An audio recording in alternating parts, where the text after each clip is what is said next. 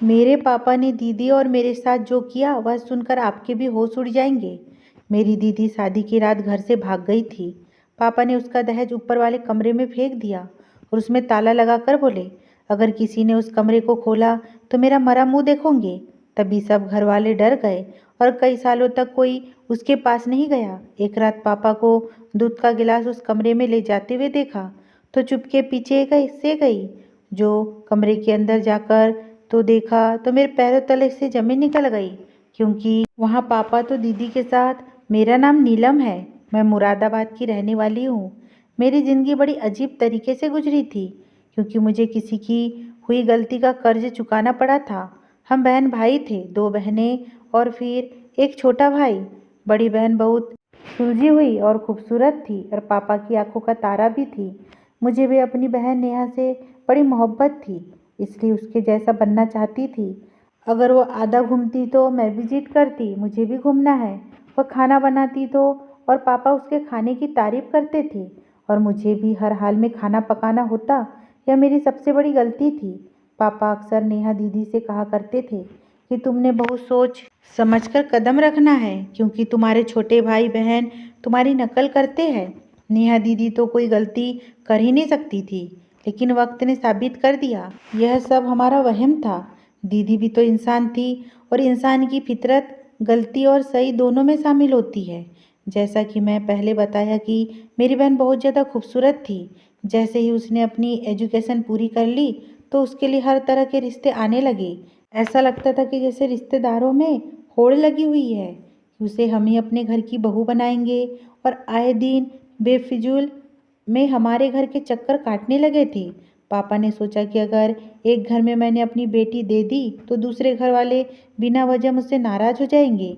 इसलिए पापा ने फैसला किया कि जहाँ कोई रिश्तेदारी ना हो, दूर दूर तक वहाँ पर मेरी दीदी की शादी करेंगे। तब शायद मेरे पापा को इस बात का अंदाजा नहीं था वह कितनी बड़ी गलती करने जा रहे हैं। उन्हें चाहिए था कि दीदी की जिंदगी का इतना बड़ा फैसला करने से पहले उन्हें अपने पास बैठाकर उनसे दिल की बात तो मालूम करने की कोशिश करते। उनके सर पर हाथ रखकर एक बार तो पूछ लेते कि बेटी, तुमने भी तो कुछ अपने भविष्य के बारे में सोचा होगा। मुझे बताओ, अगर दिल में कुछ है, तुम्हें शर्म आती हो तो अपनी मम्मी को अपना राज बता दो। पापा ने इस मामले में घर के किसी भी सदस्य की मर्जी जानने की रत्ती भर भी कोशिश नहीं की थी। उन्होंने बाहर से ही किसी से बातचीत करके शादी का रिश्ता तय कर लिया था और बात मर्दों के बीच में शादी का रिश्ता पक्का हुआ था। एक दिन पापा ने मम्मी से आकर कहा कि मैं नेहा का रिश्ता पक्का कर दिया है। बहुत अच्छे लोग हैं, खाते पीते और अमीर घर के हैं, हमारी बच्ची को खुश रखेंगे। मम्मी बिल्कुल चुप रह गई थी। सिर्फ मम्मी पर नहीं, हम पर भी बहुत तेज बिजली सी गिरकर पड़ी थी।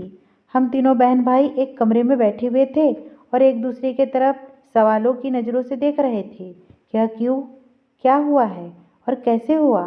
फिर मम्मी कहने लगी, सोहन, ये कैसे हो सकता है?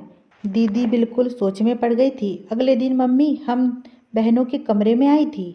मम्मी कहने लगी, नेहा, अच्छे से तैयार हो जाना, आज लड़के वाले तुम्हें देखने आने वाले हैं। आज लड़के वाले तुम्हें देखने आएंगे। दीदी सिवा करने से अपने आप को रोक ना पाई। बोली, मम्मी, मुझे पापा से इस तरह के फैसले की उम्मीद नहीं थी। तब मम्मी चौंक गई। उन्होंने नेहा का हाथ पकड़ लिया और कहने लगी, मेरी बच्ची, बताओ, अगर तुम्हें कोई और पसंद है या किसी से तुम शादी का वादा कर रखा है, मैं तुम्हें इस बात की यकीन दिलाती हूँ, अगर तुम्हारी पसंद अच्छी हुई तो मैं तुम्हारी शादी उसी जगह करवा दूंगी जहाँ तुम कहोगी। दीदी ने ना में सर हिला दिया और बोली, नहीं, मैं ऐसी बात नहीं कर रही हूँ, मगर फिर भी मेरे दिल को अजीबोगरीब उन्होंने खेल लिया है। ऐसा लगता है कि यह शादी मेरे लिए खुशियाँ लेकर नहीं आएंगी, बल्कि मेरा मुकद्दर की बर्बादी बन जाएंगी। मम्मी तो दीदी की बात सुनकर तड़प उठी थी। मम्मी बोली, ऐसी बातें करने से पहले यह भी नहीं सोचा कि माँ के दिल पर क्या गुजरेंगी। वह लोग दीदी को देखने के लिए आ गए थे। उनमें एक बूढ़ी औरत थी और एक जवान लड़का था। उन्होंने बताया कि लड़के की माँ तो कोमा में है, इसलिए दादी और बहन आई है।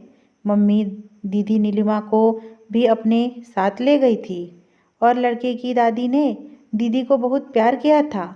कहा कि हमें लड़की पसंद है, और उसने तो अभी नीलिमा को भाभी कहना भी शुरू कर दिया था।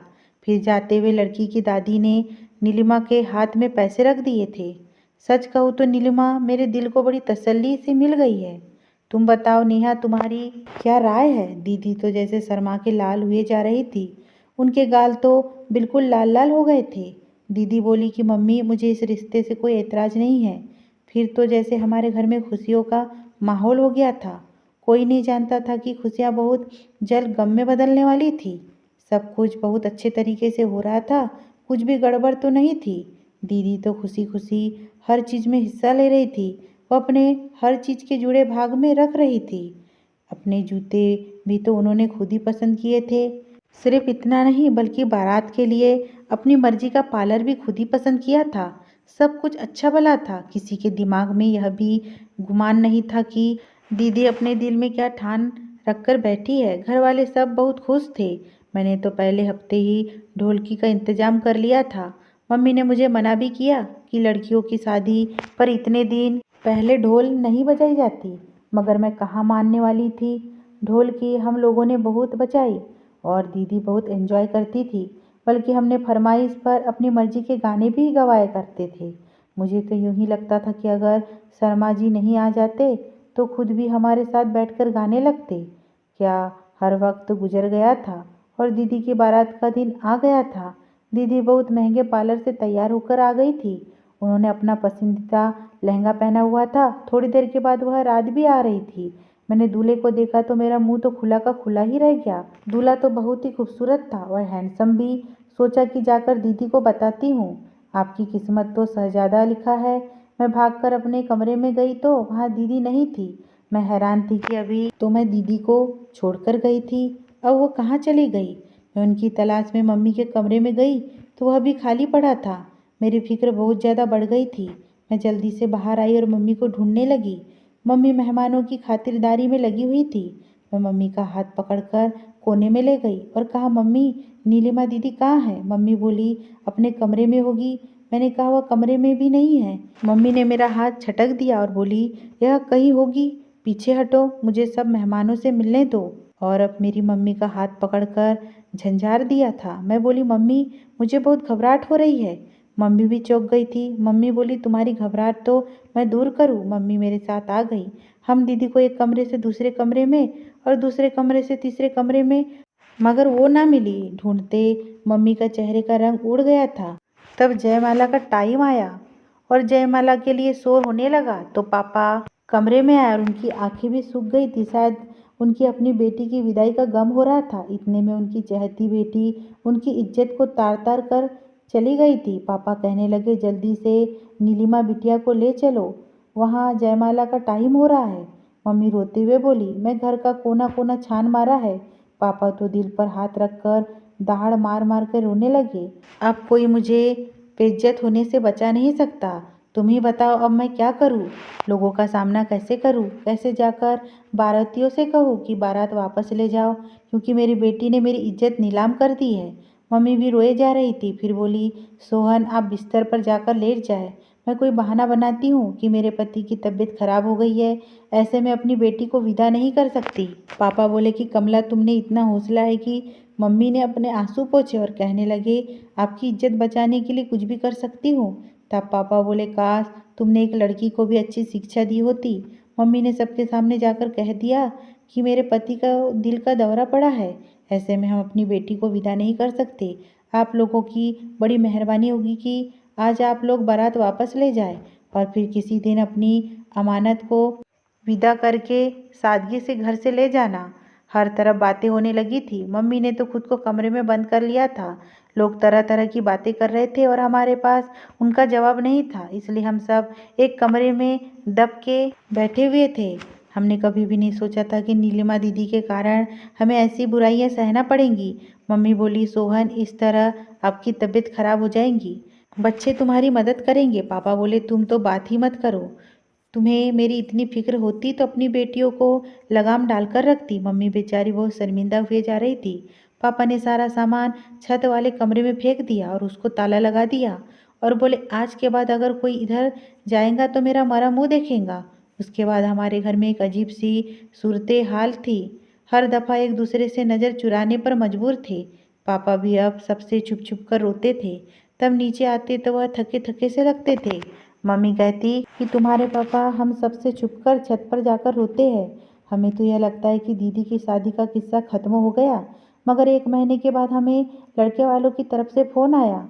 विजय की दादी कहने लगी, इतना महीना हमने आपसे बातचीत नहीं की क्योंकि हम आपसे नाराज़ थे। बारात को आप लोगों ने वापस कर दिया, मगर हम ठंडे दिमाग से सोचा तो लगा कि आपकी भी कोई मजबूरी होगी। यह भी हो सकता है कि आपकी बड़ी बेटी ने रिश्ते से इनकार कर दिया हो और आपने अपनी इज्जत बचाने के लिए सोहन बेटे की बीमारी का बहाना बना लिया होगा। अगर ऐसी कोई बात है तो हमें उस पर भी कोई एतराज़ नहीं है। अगर आप अच्छा समझे तो आप सोहन बेटे से राय मशवरा करके हमें अपनी छोटी बेटी का रिश्ता दे दें, क्योंकि हमने बहुत घरों में रिश्ता ढूंढा पर आपके बच्चे जैसा वह बात नहीं थी और हमें हर जगह मिलावटी मिली है। आपके घर आना हमें अच्छा लगा है, इसलिए हम चाहते हैं किसी न किसी तरह हमारी रिश्तेदारी आपसे हो जाएंगी। यह कहकर मैं बाद में बताऊंगी। मम्मी ने अपना फ़ोन बंद कर दिया और मुझसे बोली, रिया तुम कहो तो यह रिश्ता मंजूर है। मैंने अपने कंधे उचकाकर कह दिया। दीदी के जाने के बाद पापा ने जिस तरह से मेरा जीना हराम कर रखा है, मुझे नफरत की निगाहों से देखते हैं। मैं चाहती हूँ कि दिन से रात हो और मैं यहाँ से चली जाऊँ। दोबारा यहाँ पर वापस लौटकर तो मम्मी मेरे गले में अपने हाथ डालकर रोने लगी। बेटी हमारे नसीब ही ऐसे है, किसी की सजा हमें मिलती है। तुम्हारी माँ के साथ भी ऐसा ही हुआ था और तुम्हारे साथ भी ऐसा ही हो रहा है। मैं चाहती हूँ कि तुम्हारी तकदीर बदल जाए, मगर मैं क्या करूँ, मैं तो खुद मजबूर हूँ। हमारे हाथ बंधे हुए हैं। मम्मी इस कदर टूटी हुई थी कि मुझे ही उनकी हिम्मत बनना पड़ा। मम्मी से बोली, मम्मी आप नाराज मत हो, सब भगवान अच्छा करेगा। मैं उठकर अपने कमरे में चली गई थी क्योंकि पापा के घर वापस आने का वक्त हो गया था। आज मेरा दिल अजीब सा धड़क रहा था क्योंकि आज मेरी किस्मत का फैसला हुआ था। जैसे घर का दरवाज़ा खुला, मैं अपने कमरे की खिड़की में आकर बैठ गई। पापा घर आए। पापा ने पहले इधर उधर देखा और आंगन को खाली पाकर वह दबे कदमों में किचन में चले गए थे। मुझे उनके अंदाज पर हैरत हुई। फिर थोड़ी देर के बाद जब किचन से बाहर आए तो मुझे उनके हाथ में दूध का गिलास नजर आया था। इधर उधर देख रहे थे, जैसे कोई हो तो काम बड़ी समझदारी से कर रहे थे। वह किचन में गए और किचन में से एक गिलास दूध लिया। धीरे धीरे सीढ़ियाँ चढ़ने लगे थे, फिर छत पर चले गए और मैं बिल्कुल हक्की बक्की बैठी रह गई थी।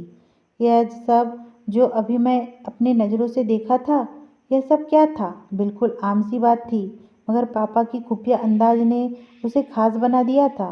मुझे फिर उस बात की फिक्र हुई कि मम्मी पापा के आने के बाद कमरे से बाहर क्यों निकलती है, क्योंकि पहले वह जब काम से वापस आया करते थे तो मम्मी सब कुछ छोड़ छाड़ कर पापा के पास जाया करती थी, उनसे खाने का पूछती थी, फिर ताज़ी रोटियां बनाकर देती थी। मैं दबे कदमों से मम्मी के कमरे में गई तो पता चला कि वह तो सो रही है। क्या पापा आधे घंटे के बाद छत से उतर गए थे? उनकी हालत अजीब सी हो रही थी। मैं सब अपने कमरे की खिड़की से देख रही थी। मम्मी ने पापा को बताया कि आज उन्हें लड़के वालों का फ़ोन आया था और अब वो हमारी छोटी बेटी का हाथ मांग रहे हैं। वो कहने लगे, अगर हमें अपनी बड़ी बेटी का रिश्ता नहीं दे सके तो अब हमें छोटी बेटी का रिश्ता दे।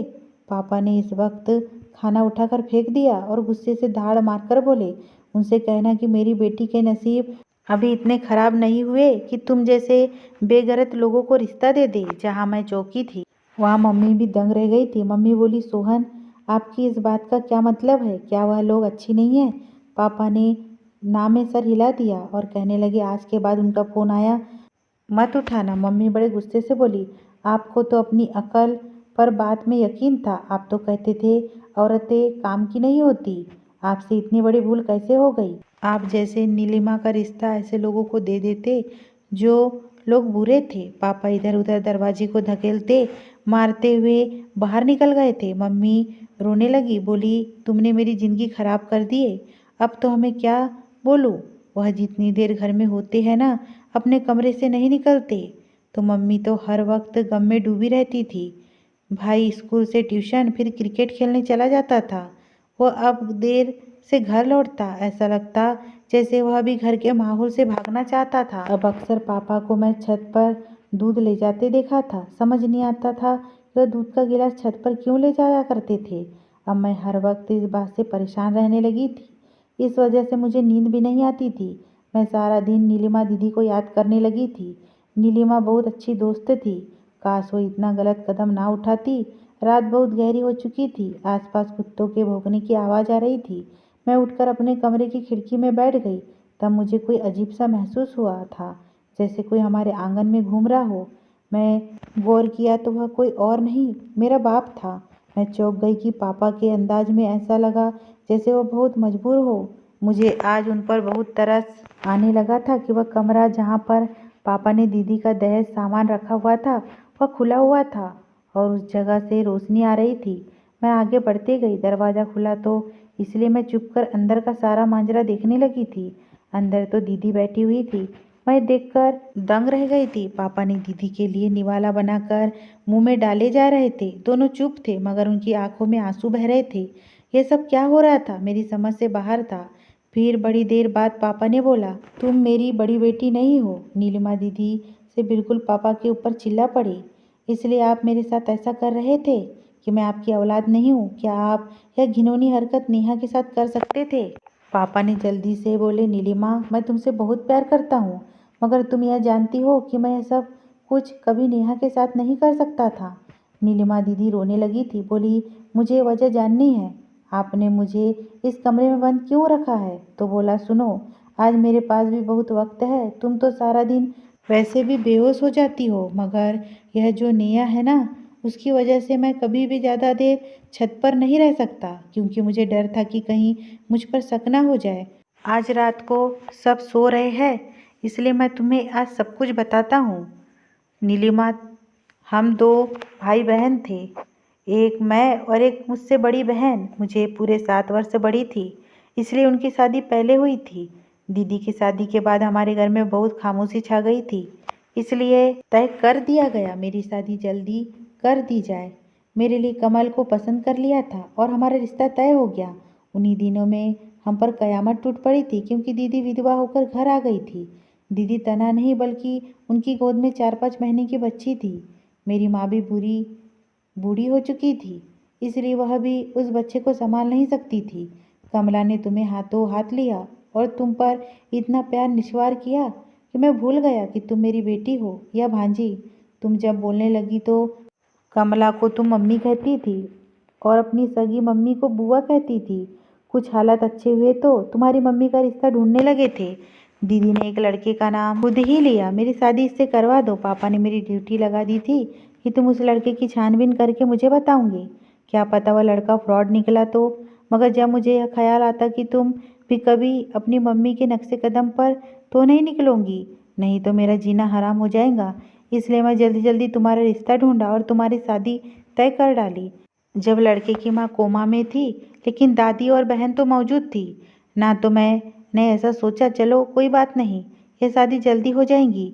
पता है फिर क्या हुआ? लड़के की मम्मी ठीक होकर बारात में आ गई थी। और तुम जानती हो कि वह कौन थी? लड़के की माँ मेरी दीदी थी और तुम्हारी असली माँ थी, यानी वह लड़का असल में तुम्हारा सगा भाई था। मैं यह सब देखकर बहुत परेशान हो गया था, इसलिए तुमसे कहा कि छत पर आकर मेरी बात सुनो, और फिर मैं तुम्हें छत वाले कमरे में बंद कर दिया। मैंने सोचा था कि सुबह तक कमला को सारी सच्चाई बता दूंगा, और फिर ख्याल आया कि मैं तुम्हारी माँ की शादी नहीं होने दी और वह घर छोड़कर भाग गई थी। अब तुम्हारी शादी भी नहीं हो सकती।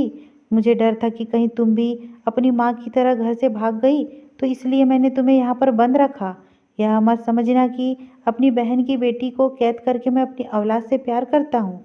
जिस दिन से मैं तुम्हें कैद रखा है, नेहा से भी बात करना छोड़ दिया है। उस पर भी मैं बहुत सख्ती दिखाता हूँ। नीलिमा दीदी जैसे एकदम से होश में आई थी। वो बोली, अगर अपने घर से भाग जाती तो भी आपकी इज्जत खाक में मिल जाती।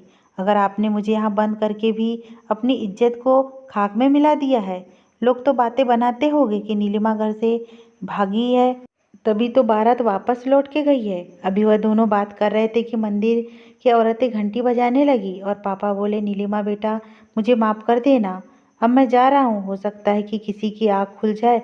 मैं जल्दी से आगे बढ़ी और बोली, अब मैं अपनी दीदी पर जाती नहीं होने दूंगी, और जो उसने गलती की ही नहीं उसकी सज़ा उन्हें नहीं मिलने दूंगी। और आपने यह सब क्यों किया दीदी के साथ? पापा ने मेरी बात सुनकर बिल्कुल बौखला गए थे, इसलिए वह जल्दी से नीचे चले गए थे। मैं दीदी का हाथ पकड़कर नीचे गई। पापा उस टाइम बहुत शर्मिंदा हुए थे कि सुबह से निकले रात वापस आए थे। फिर हम सब भाई बहन ने पापा पर अपनी आदत लगा दी थी और मम्मी पापा ने रो रो कर हम सबसे माफ़ी मांगी थी। दीदी ने भी पापा को माफ़ करने की पहल की थी और हम सब ने हाथ जोड़ दिए थे कि पापा को आप माफ़ कर दे। सब कुछ ठीक हो गया था। पापा ने दीदी को इजाज़त दी थी कि वह अपने माँ से मिलने लगी थी। वह बहुत जल्दी उनकी एक बहुत अच्छी जगह शादी होने वाली थी। हमें उम्मीद है कि मुश्किल वक्त कट गया, आगे खुशियाँ ही खुशियाँ थी। स्टोरी अगर पसंद आई हो मेरे प्यारे भाई बहनों तो प्लीज़ चैनल को सब्सक्राइब कीजिए, लाइक कीजिए, कमेंट कीजिए।